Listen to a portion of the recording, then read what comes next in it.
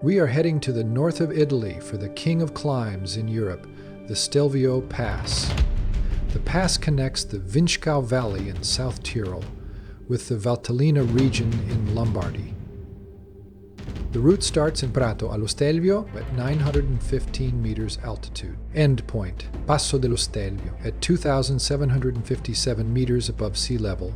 This road almost has mythical status, often called the greatest driving road in the world, as declared by Top Gear. It's a bucket list route for motorists and cyclists. Built in the 1820s by the Austrian Empire, the route has changed very little, a tribute to early alpine road design.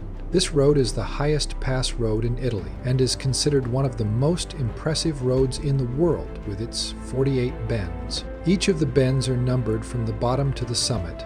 They are marked with a numbered stone sign so you can count your progress as you climb. Downshifting and tight cornering are essential.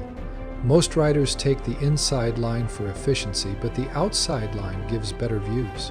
Traffic in high season can be busy, so early morning ascents are ideal for a cleaner ride. At the summit of the Stelvio Pass, take in the majestic view of the 48 Tornanti with the Ortler glacier as backdrop. Stelvio is more than a road. It's a border that once divided empires. During World War I, these mountains were a front line.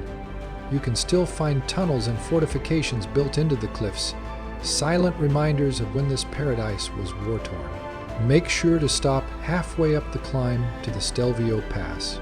Tucked between pine forests and towering peaks lies the tiny alpine village of Trafoi. Close by, you find the waterfalls of Trafoi, fed by glacial meltwater from the Ortler mountain range. This is the Stelvio Pass, and it's just there waiting.